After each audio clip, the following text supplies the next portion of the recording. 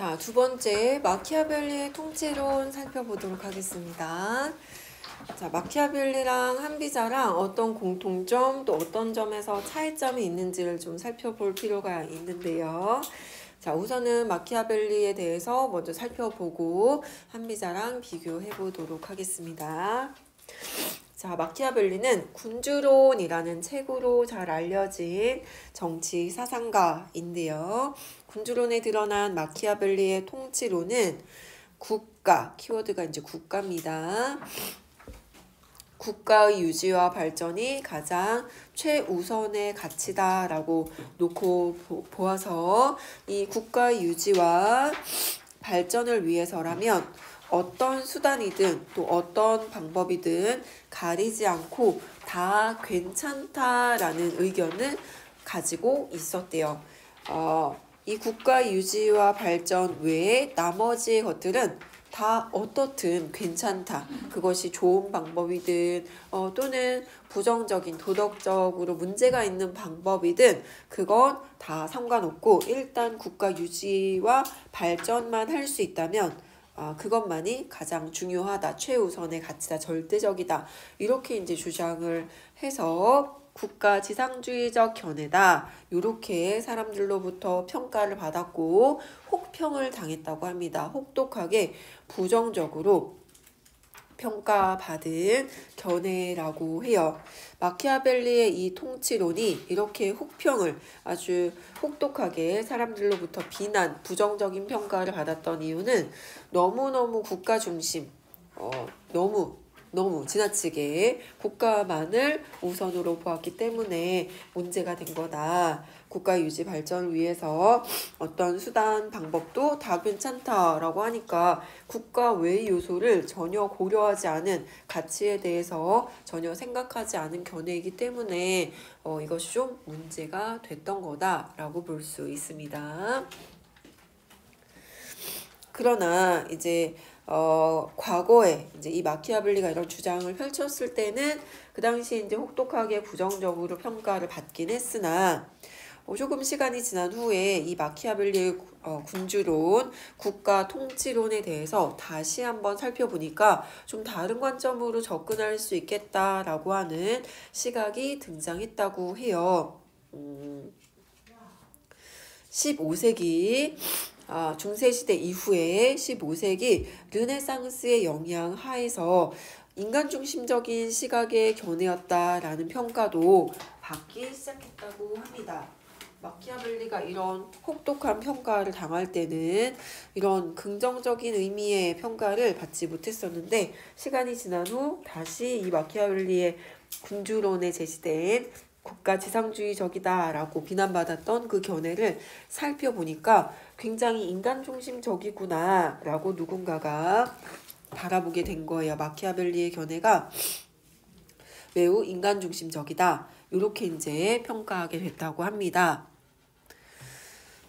군주론에 왜냐하면 이런 평가를 했던 이유는 군주론에 신을 대체할 수 있는 신 대신에 신이 눈앞에서 어떤 그 구체적인 행동을 할 수 없으니까 신을 대신할 수 있는 인간을 등장을 시켰고 인간의 개념을 사용을 했고 그리고 이 인간이라는 존재가 실천하는 것에 있어서 능력이 있다. 인간의 실천 능력에 대해서 믿음이 있었기 때문에 이 인간이 어떤 수단과 어떤 방법을 사용하더라도 국가의 유지 발전에 기여할 수 있는 존재다 라고 생각했으니까 이런 견해를 펼칠 수 있었던 거야 라고 보게 되었대요.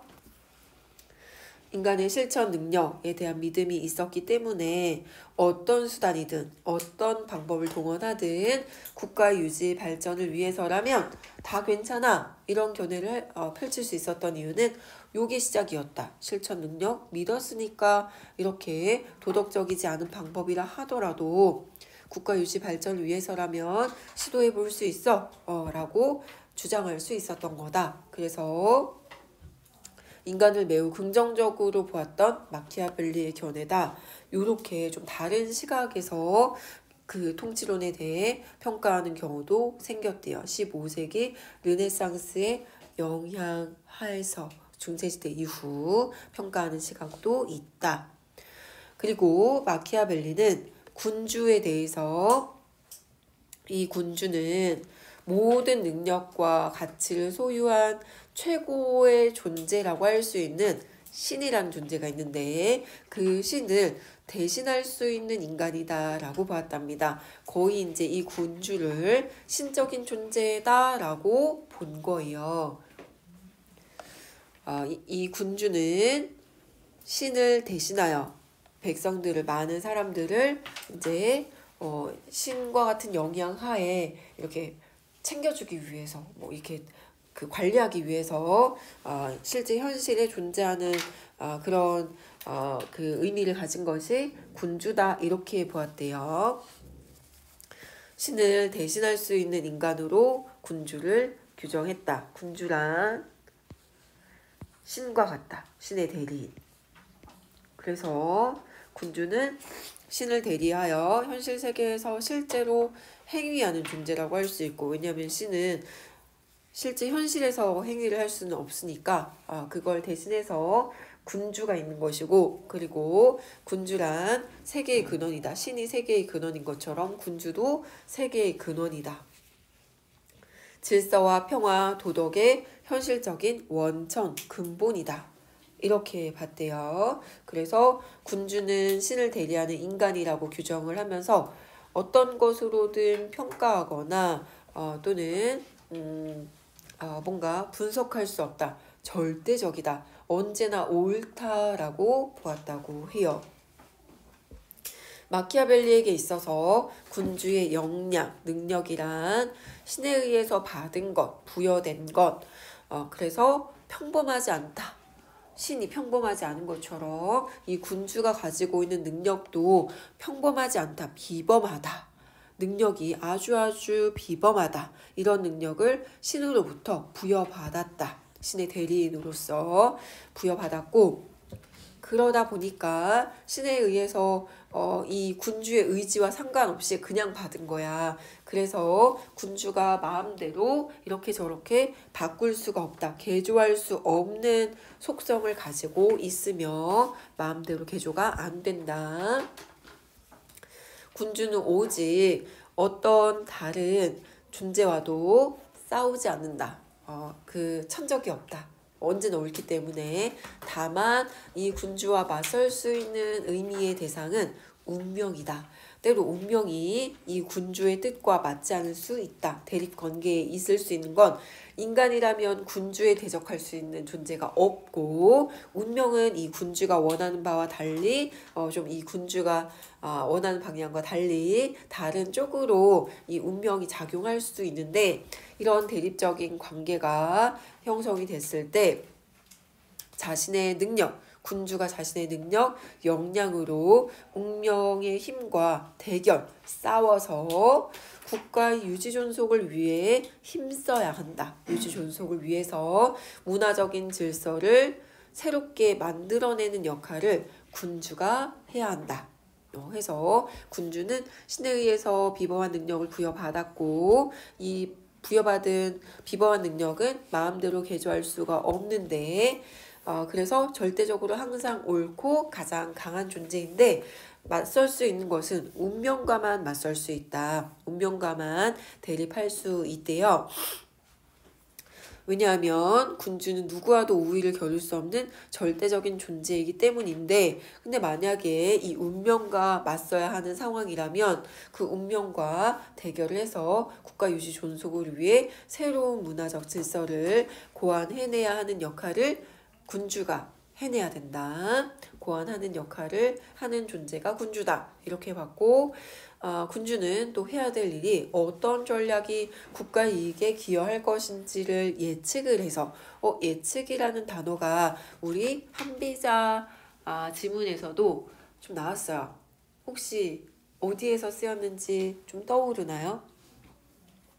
예측과 비슷한, 딱 예측이라고 표현하진 않았지만 조짐을 알아차려야 된다. 그 큰일이 일어날 것을 그 조짐을 미리 알아차리고 예방할 수 있어야 된다. 그것이 통치자가 해야 될 일이다. 이렇게 봤거든요. 살짝 다시 되돌아가 보면은 어딨냐면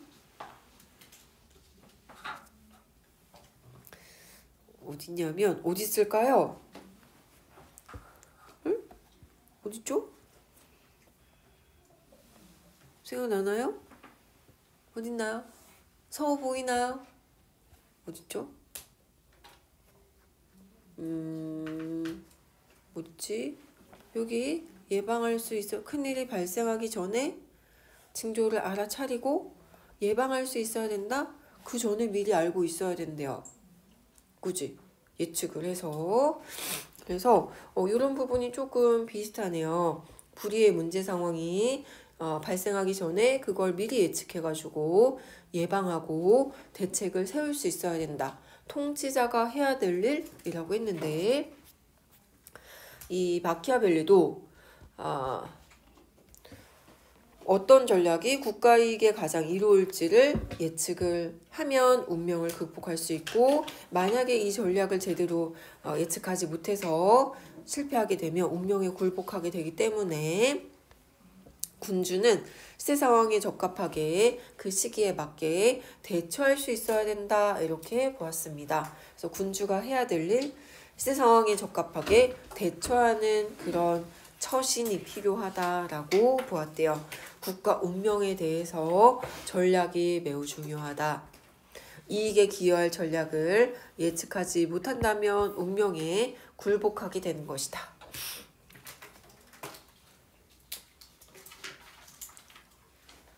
마키아벨리는 인간 본성에 대한 고찰을 통해서 군주에게 필요한 자세에 대해서도 강조했대요.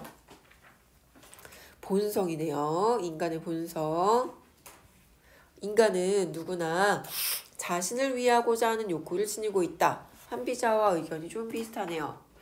인간의 행위의 동기가 무엇이라고 보았냐면 이기심에서 발동한다. 이렇게 한비자 보았거든요. 마키아벨리도 누구나 자신을 먼저 위하고자 하는 욕구를 지니고 있다라고 본 점에서 이기적인 존재로 보았다. 이렇게 서술해도 맞다고 판단할 수 있겠지. 자기를 먼저 위하고자 한다. 편한 거, 좋은 거, 맛있는 거 이런 거 자기한테 우선 일어나게 하고 싶어 한다. 이기적이고 이기심 가지고 있고 동기로 이러한 것들을 동기로 행위한다. 한비자의 견해와 유사하다라고 정리할 수 있겠어요. 말하면서 정치에서 통치자의 유독함으로 인해서 발생한 비참한 역사적인 사건들을 통해 이 통치자가 덕으로서 덕치를 했어. 그랬더니 엄청나게 비참한 사건들이 발생했대. 그러니까 이 덕치라는 것은 유덕함으로 다스리는 것은 현실적이지 못한 통치 방법이었네. 덕치를 했더니 유덕함으로 다스렸더니 비참한 사건들이 엄청 많이 발생을 했다는 거야. 통제가 안 되고. 그래서 더 현실적인 방법은 강력한 법으로서 엄하게 다스리는 것. 그것이 이기심을 가지고 있는 인간들이 살아가는 그런 사회에 더 적합한 방법이다라고 마키아벨리도 지금 보고 있는 겁니다. 덕으로서 다스렸더니 비참한 역사적인 사건들이 아주 많이 일어났어. 그러한 사건들을 증거로 인간의 본성이 어떤지 충분히 이미 확인할 수가 있는 것이지 인간 본성이 어떠한지는 이미 증명된 것이다. 얘기는 안 했지만 인간의 본성이 악하다. 성악설 쪽이라고 보는 것이 좋겠네요. 인간이란 이기적인 존재다. 유덕함으로 다스리면 혼란이 발생한다. 인간의 본성이 악함이 드러나서 비참한 사건이 일어난다. 이렇게 주장을 하고 있습니다. 덕으로서 다스리는 것은 너무나 이상적이고 현실적이지 못하다. 이렇게 봤어요. 인간의 본성은 이기적이므로 덕치는 적절하지 못하다. 비참한 역사적 사건이 아주 많이 발생했다. 이렇게 봅니다. 군주가 통치자로서 미덕을 너무 멀리하면 그건 좀 문제겠지만 세상은 미덕을 소유하지 않은 이기심을 가지고 있는 본성이 악한 성악설이죠. 악한 사람들로 너무나도 현실적으로 가득 차 있기 때문에 군주는 유덕한 태도를 취할 것이 아니라 덕치를 할 것이 아니라 덕으로서 위인을 권장하고 그걸로는 통제가 안 되니까 그런 방법으로 통치를 할 것이 아니라 정치 질서를 보존할 수 있는 확실한 방법, 예를 들면 아주 강력한 법 같은 현실적인 확실한 명시적인 그런 방법 기준이 필요하다. 그것을 마련해야 된다. 한미자와 비슷해요. 법을 마련해야 된다고 했었어. 군주가 해야 될 일이라고 보았는데, 통치자가 해야 될 일이라고 보았는데, 이런 점에서도 매우 유사하네요. 이 확실한 방법을 마련해야 된다는 것이다. 그 방법 중에 하나가 강력한 법을 제정하는 것, 정하는 것. 정치 질서를 보존할 수 있는 확실한 방법은 강한 아주 엄한 처벌을 바탕으로 한 강력한 법을 제정하는 것인데, 마키아벨리는 군주에 의해서 제정된 법이란 절대적이다라고 봤습니다. 왜냐하면 군주가 어떤 존재니까? 신을 대리하는 존재니까 신이 얘기한 건데 토를 달 수가 없지, 평가를 할 수도 없습니다. 무조건 옳다. 그런 신을 대신할 수 있는 존재인 군주가 만든 법이니 이것저것 따질 게 없고 그냥 옳아요. 다 따라야 돼. 절대적이다 라고 보았답니다. 군주가 신을 대리한다는 것만으로도 언제나 정당화될 수 있다. 무조건 옳다라고 할 수 있다. 그래서 덕치는 현실적이지 못한 방법이라 가장 현실적인 확실한 방법을 생각을 해보면 이 이기적인 인간을 통제하기에 효과적이지 않은 덕치가 아니라 강력한 법을 마련을 해가지고 그래서 이제 그 인간들을, 악한 본성의 인간들을 통제하려고 하는 건데, 이 법은 절대적인 그런 신과 같은 존재라고 할 수 있는 군주가 만든 거기 때문에 정당하다, 언제나 옳다라고 보았답니다. 언제나 정당화되는 절대적인 군주가 제정한 법. 나아가 그는 군주가 국가를 지키기 위해서 수단과 방법을 가리지 말고 악을 해가는 것도 두려워하면 안 된다. 도덕적으로 문제 있다 하더라도 그 문제, 그 방법, 수단을 가치로서 따질 것이 아니라 그것들을 다 뒤로 하고 가장 중요한 것은 국가 유지 발전을 할 수 있느냐, 국가를 유지시키고 발전시킬 수 있느냐, 그것이 가장 중요하다라고 보았대요. 악을 행하는 것도 두려워하면 안 되고, 필요하다면 법의 범위를 넘어서더라도, 법을 어기더라도, 또 때로는 권모술수, 그러니까 사람을 속이는 부정적인 수법, 방법을 쓰더라도 그래도 언제나 옳다. 그죠? 국가 유지 발전을 위해서라면 군주는 법의 제약을 받지 않고 강제적인 힘과 폭력을 쓰더라도 나라를, 국가를 유지시키고 발전시킬 수 있다면 그 국가 유지 발전을 위해서 수단과 방법을 가리지 말 것을 주장했습니다. 자, 그리고 특히 마키아벨리는 전쟁이 군주가 해야 될 아주 중요한 업무라고 보았대요. 군주의 제일 가장 중요한 업무는 전쟁을 준비하는 것이라고 보았고, 군주가 이 군대 업무, 전쟁 준비 같은 것들을 게을리하면 그러면 권력을 잃게 되기 때문에, 그래서 항상 군대 그 전쟁 준비에 관심을 가지고 군사 훈련을 통해 전쟁과 같은 위험 상황에 대비해야 된다. 이렇게 보았대요. 또한 가혹한 처벌이 필요할 때는, 강하게 통제하는 그런 방법이 필요할 때는 여기 잘 봐야 됩니다. 군주가 그 집행을 신하에게 위임하되, 신하에게 넘겨줄 수 있다고 했어? 한미자는 뭐라 그랬죠? 신하의 그 권한 범위를 한정해야 된다. 넘겨주면 안 된다 했어요. 근데 마키아벨리는 신하에게 그 집행을 위임할 수 있대, 권한을 넘겨줄 수 있다라고 보았대요. 군주가 위임을 해줘서 신하는 그 군주의 위임해준 권한으로 처벌을 집행을 할 수가 있다. 그런데 이 신하가 형을 집행할 때, 처벌을 집행을 할 때 군주가 원하는 바랑 맞지 않는 방향으로 신하가 막 마음대로 좀 어긋나게 형을 처벌을 집행한다. 그러면 그렇게 하지 마 하고 분명히 군주의 뜻을 밝혀야 된다. 이렇게 했습니다.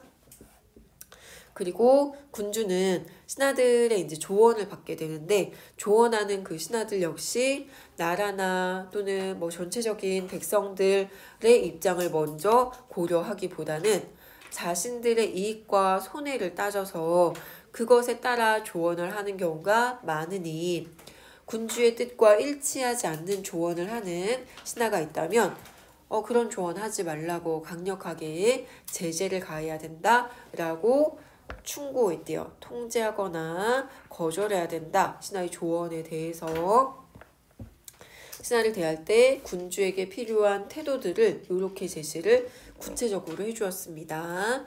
이러한 마키아벨리의 통치론은 현대의 관점에서 보면 자유라든지 평등과 같은 우리가 이제 긍정적이라고 생각하는 그런 개념과 자유평등의 개념과 좀 거리가 있어 보여요. 너무 억압적이야. 강압적인 그런 느낌이 좀 있습니다. 그래서 자유평등의 실현과는 좀 거리가 있어 보여서 지금의 우리의 시대와는 좀 맞지 않아서 비판받을 수도 있어요. 하지만 그 당시의 상황을 적용해서 반영해서 바라보면 이 마키아벨리의 통치론이 기존에 이제 관념적이고 사변적이고 추상적이고 실체가 없는 구체적이지 않은 말이나 글로만 표현되는 그런 정치론이 아니었다는 점. 현실적인 통치론을 제시를 해서 구체적으로 실현이 가능한 방안으로 제시를 했다는 점에서 실용적인 그런 견해여서 의미가 가치가 있다라고 평가하고 있습니다. 당대의 시각에서 본다면 마키아벨리의 이 통치론은 실제 이제 활용할 수 있는 그런 아이디어, 견해 사상이어서 실제 현실에서 쓰임새가 있다라고 평가될 수 있어서 좀 어느 정도는 긍정적인 평가도 받을 수 있다. 너무 강하고 약간 좀 지나치게 어쩌면 너무 이렇게 억압적인 그런 의미도 좀 포함하고 있지만 그래도 실제 현실에서 실현이 가능한 그런 견해였다는 점에서 의미를 인정할 수가 있다. 이렇게 평가하고 있습니다. 마키아벨리의 통치론이었어요. 여기까지 지문의 내용 중심으로 살펴봤습니다.